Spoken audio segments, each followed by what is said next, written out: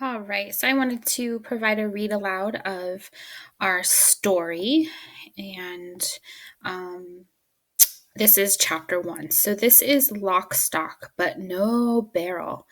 Jack's foot slipped as he scrambled up the story tree, which grew at the center of Tail Town. Some trees are incredibly big, some are especially old, but the story tree was special in a different way. Every time a story was told near it, a new shoot would grow. A small story might grow into one leaf, but a long, exciting story could turn into a whole branch covered in leaves. If you ran your finger along the branch, the story would happen inside your head. It was an amazing thing to experience, and the reason why Tailtown had its name. It has to be somewhere up here, Jack muttered. What? Squawked Betsy, Jack's magical talking hen. The only word Betsy could actually say was what? But even so, Jack and his friends always knew what she meant. You know, the story about the adventure we had last night, Jack replied. When we were trapped on the boat and the captain, who was a dog, was sailing us toward an island made out of bones. What? Betsy rolled her eyes. Of course it wasn't a dream, insisted Jack. Anyway, when we got to the island as it turned into a giant cake. And then, what? Clucked Betsy doubtfully. Jack stopped climbing. Okay, maybe last night's adventure was a dream. But I'm sure other stories have been going missing from the story tree.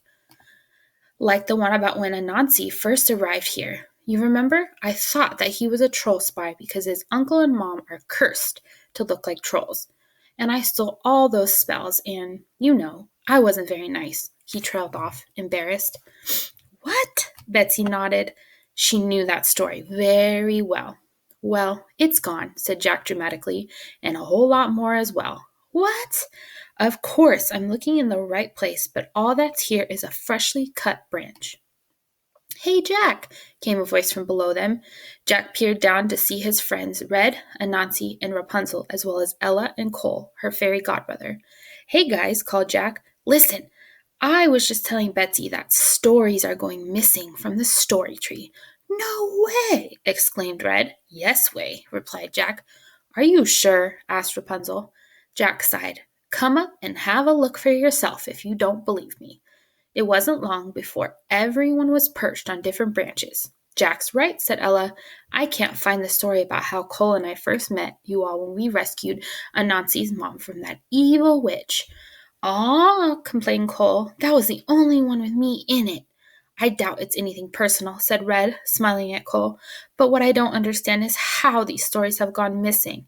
The spell of protection on the story tree means that the only way to trim off a story is using the sacred, shiny, story snipping shears. And Mayor Fitch only ever does that once per year. Plus, it's usually the oldest stories that get taken off and stored up to stop the story tree from getting overgrown. These missing stories are really recent. And they're all about us, muttered Rapunzel angrily. The story where I was cursed by a genie is gone too. Fitch is up to something, said Anansi. He must be trimming stories off in secret. But why? I don't know, said Jack, but I'll bet he's up to no good. What? Squawked Betsy, her beady eyes flashing angrily. Betsy! Gasped Jack. What? Asked Betsy quietly. I don't like Mayor Fitch either, protested Jack, but please mind your own language. Anyway, at least we still have our secret branch from the story tree down in Lily's underwater cave. There's no way Fitch could have gotten to that. Perhaps we should go and check on it, began Ella. But she was distracted by a loud commotion. Several of Mayor Fitch's armed guards were dragging someone into the town square. The group watched silently from in the story tree as a small, hooded figure was dragged over to the ancient wooden stalks in the middle of the square, kicking and struggling. Sometimes Jack and his friends would pretend to be locked in the stalks, but only for fun. None of them thought they would ever actually get used. See how you like that, barked one of Mayor Fitch's guards as she roughly secured the prisoner's small wrists, making a hooded figure cry out. Let's see if Mommy and Daddy come to get you, added another with a mean grin. If they do, we'll be waiting. A third guard yanked the hood off of the prisoner's head, and then they all turned and walked away. Jack looked over at Red. Her eyes were wide with shock. Look up in the stocks below them was a child, a troll child.